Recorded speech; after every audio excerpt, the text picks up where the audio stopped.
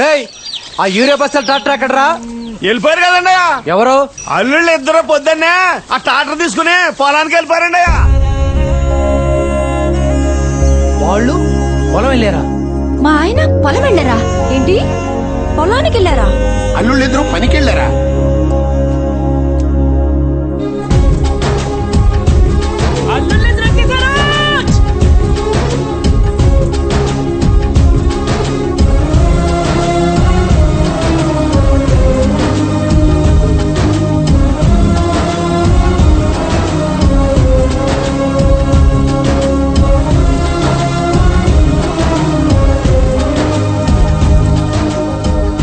ఇదిగో చెరువు గట్టు పొలానికి మందు చల్లేసాం.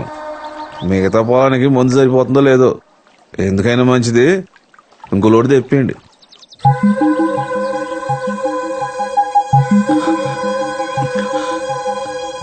అలాగే బావా.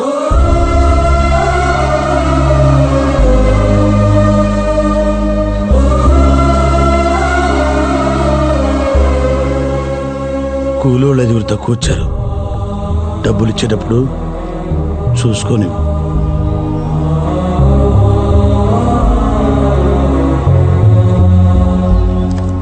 నువ్వే లెక్క చూసుకుని ఇచ్చే బావా.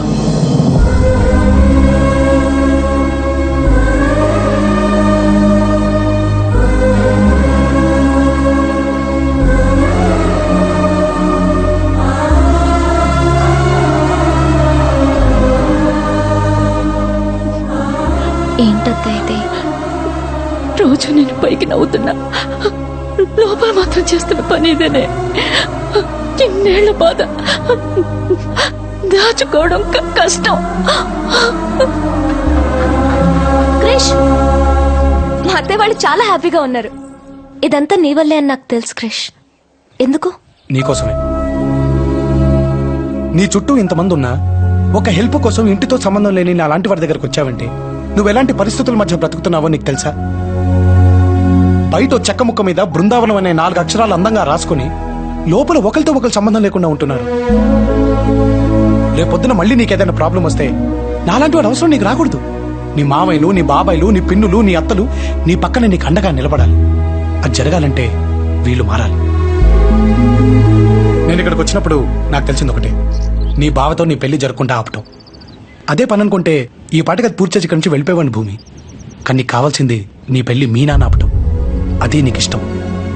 ఇది జరగాలంటే మీ నాన్న మారాలి భూమి. మా నాన్న మారరు క్రిష్. అది నీ వల్ల కాదు, ఈ ఇంటి వల్ల అవుతుంది. ఇదంతా జరుగుతుందంటావా క్రిష్? ఇదిగో నువ్వు అలా అంటే ఎలా? ట్రై చేస్తున్నాగా, కొంచెం ఎంకరేజ్ చేయొచ్చుగా.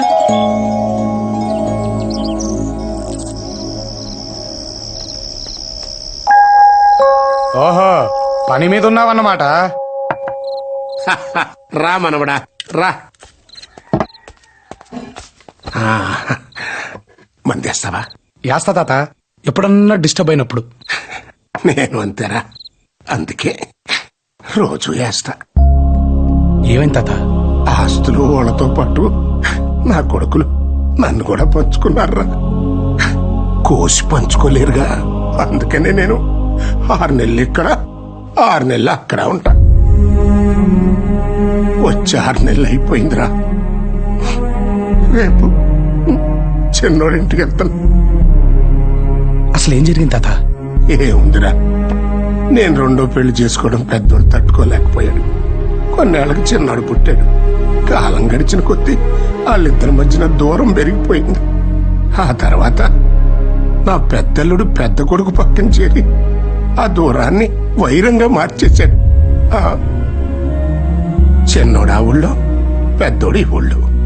నేనేమో ఇక్కడి జ్ఞాపకాలు అక్కడ, అక్కడి జ్ఞాపకాలు ఇక్కడ తలుచుకుంటూ ఇదిగో ఇట్ట బతికేస్తున్నాను. ఊరుకో తాత, 6 నెలలేగా, కళ్ళు మూసి తెరిచేలోకి అయిపోతాయి చూడు. నేను అక్కడే కన్ను మూస్తే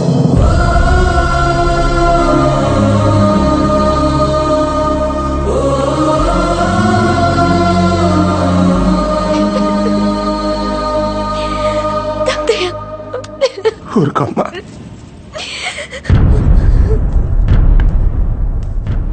రేయ్, ప్రతిసారి చెప్పే మాటే కదా అనుకోకు.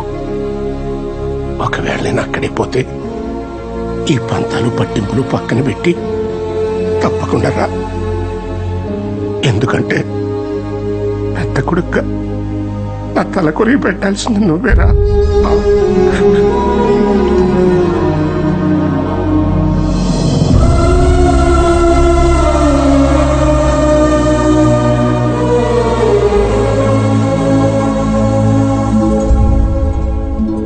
మనోడా, నువ్వేంట్రా ఇక్కడ? నన్ను ఇక్కడికి తీసుకొచ్చిందే నువ్వు తాత. నన్ను వదిలేసి వెళ్ళిపోతే ఎలా? అది కాదురా, నువ్వెప్పుడు దొరుకుతావా అని చూస్తున్నా నా పెద్ద కొడుకు. నువ్వు ఆ ఇంటికి వచ్చావని తెలిస్తే రే అది చాలరా నేను ఇంటి నుంచి బయటికి గెంటేయడానికి. అవన్నీ నాకు వదిలే తాత, నేను చూసుకుంటాను. అవును, నువ్వు ఈ రెండు ఊళ్ళ మధ్య షఫ్లింగ్ కొట్టకుండా నీ ఇద్దరు కొడుకులు కలిపేస్తా పోలే? అది నేను బతికుండంగా జరిగే పని కాదులేరా. జరుగుద్ది. నువ్వు నేను చెప్పినట్టు చేస్తావా? నువ్వు ఏది చెబితే దానికి సైరా మనవడా.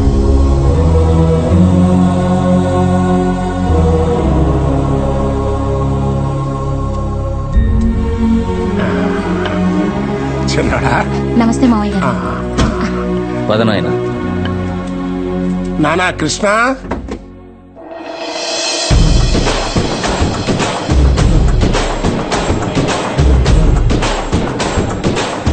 రేయ్ దొరికాడు, కట్టే రయ్యిని. రేయ్ వాడిని అన్న కాబోయే అల్లుడు రా. గాని కల్లుడా, గట్లయితే ఇంకో 4 ఎక్కువ తలిగిర్రా కొడుక్కి. కానీ ఈడంటే మీ అన్నకి ఇష్టం లేదురా. ఆగండ్రా. ఏమన్నావు? వీడు మీ అన్నకి కాబోయే అల్లుడే కానీ వీడంటే వాడికి ఇష్టం లేదురా. గానికి ఇష్టం లేదంటే మనకిష్టం ఉన్నట్టే కదా. రేయ్ లోపలికి నడు.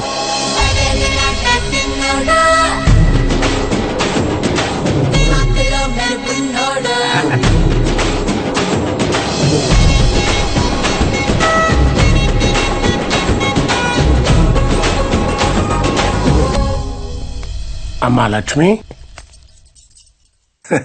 మనోడా చిన్న కోడలు, తను మన పార్టీయే. ఈ రెండు కుటుంబాలు ఎప్పుడు కలుస్తాయా అని ఎదురు చూస్తూ ఉంటుంది పాపం. భోజనాలు రెడీ చేస్తాను మావయ్య. రేయ్ నువ్వు వీడికి వచ్చినవని వానికి ఎరకనా? ఈ పాటికి వాడికి తెలిసే ఉంటుందిలేరా. తెలియకపోతే నువ్వే వానికి చెప్పు వీడికి వచ్చిపోయినా అని.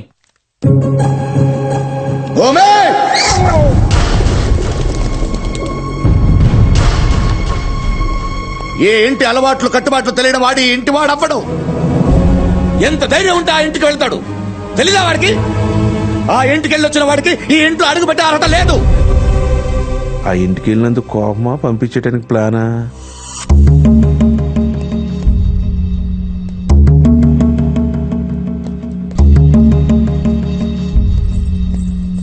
పెద్ద ఆయనకి ఛాన్స్ ఇచ్చేసాడు రా.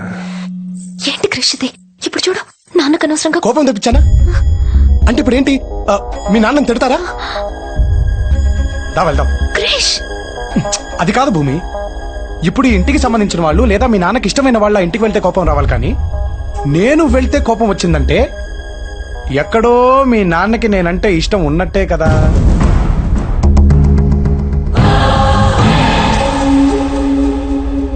ఇంకేంటి ఈయన పీకేది? అంతేనంటావా? మరి కాక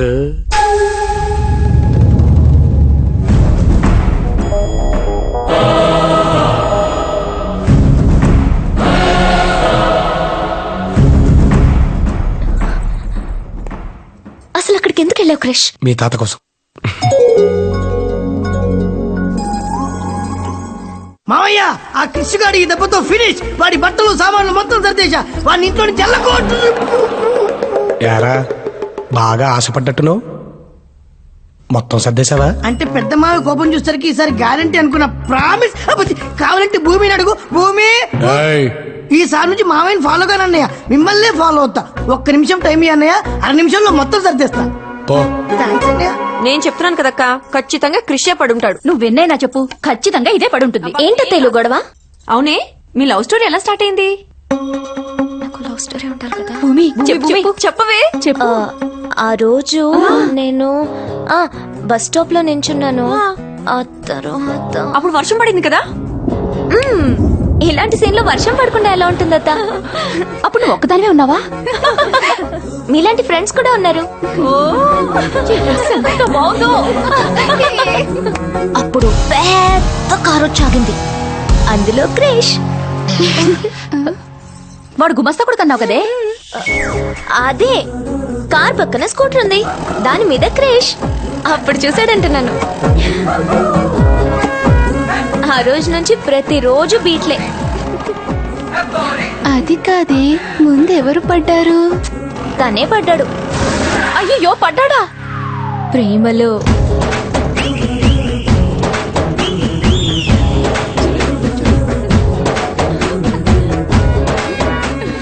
మిమ్మల్ని చూడగానే నిద్రే మర్చిపోయాను. కానీ పడుకుంటే మీరు నా కల్లోకి వస్తారని నేను నిద్రపోతున్నాను. చచ్చిపోదాం అనుకున్నాను. అబ్బా! కానీ మీతో కలిసి ఉండాలనే ఆశతోనే జీవిస్తున్నాను. మీరు కాదంటే ఇక్కడే నా ప్రాణాలు వదిలేస్తాను. షూర్. తర్వాత ఏం చేసావే?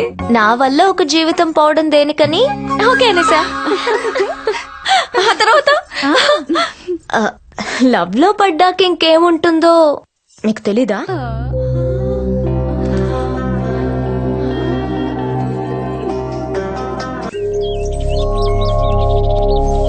హాయ్ తాత. రారా మనవడా రా. ఏమైనా రాను డబ్బుకు విలువ లేకుండా పోతుందిరా. ఏమైంది తాత? ఏమైందేంటి, ఆడెవడో సురేంద్ర అంటరా దుబాయ్ లో 4,000 కోట్లు పెట్టి ఒక కంపెనీ కొన్నా అంట. ఆడు అనబాక తాత, బాధేస్తుంది. ఏ మీ నాన్నని ఎవడైనా ఆడు అంటే నువ్వు ఒప్పుకుంటావా? ఎందుకు కోరుకుంటా? అంటే ఈయన మా నాన్న. సారీరా, మొన్నిచ్చిన 500 నాకు ఇచ్చేసాయి. ఏం నాయనా 500 రూపాయలు అంటున్నావు? అదేం లేదురా, ఏమైనా ఈ ఆటలో నిన్ను గెలుస్తాను అన్నాడు. గెలిస్తే 500 రూపాయలు పందెము అంటున్నా. అంత పెద్ద కిలాడి వారా? చల్. నమస్తే అయ్యా. ఏం మళ్ళా నా కొడుకు ఎట్లా చదువుతుండు? గంతా మీద అయ్యా. ఇప్పుడు ఏం చదువుతున్నావురా? సివిల్స్ కి ప్రిపేర్ అవుతున్నా అన్న. రేయ్, నువ్వేం చేస్తావు నాకు ఎరకలే. బాగా చదవాలి. మళ్ళా నా ముఖంలాగా నవ్వు ఎప్పటికీ గట్లనే ఉండాలి. పో. అట్లేనా? పోయేస్తామయ్యా. మీ దగ్గర పనిచేసేవాడినే ఓ అన్నలా మీరు చూసుకుంటున్నారు. మరి మీ తోడబుట్టినన్నయ్య గురించి? ఏ అన్నయ్యా? తనతో పాటు ఈయన మీకు కూడా తండ్రినని అర్థం చేసుకుని ఈయన మీ దగ్గరికి పంపించిన మీ పెద్దన్నయ్య. ఎవనికి రా అన్నయ్య? ఈయనకి కొడుకు మాత్రమే. ఒకే రక్తం పంచుకు పుట్టిన చెప్పుడు మాటలు విని నాలో ఉన్నది రక్తమే కాదని నన్ను బయటకెళ్ళగొట్టిన ఆడ నా అన్నయ్య. కనుచూపు మేరలో అయిన వాళ్ళు నా అనాథలా పెరిగేటట్టు చేసిన ఆని గురించా నువ్వు మాట్లాడేది? పెద్ద కుటుంబానికి కోడలుగా వచ్చాననుకుంది. పెళ్ళే ఇంట్లో అడుగు పెట్టే ముందు ఆరతి ఇవ్వటానికి ఆడపడుచు కూడా లేకుండా చేసిన బండరాయాడు. బతకటానికి తోడుగా నాకు అది ఉంది, దానికి నేనున్నా. 6 నెలలకు ఒకసారి ఇంటి పెద్దగా వచ్చే మా నాయనున్నాడు. మా కండగా ఈ ఊరుంది.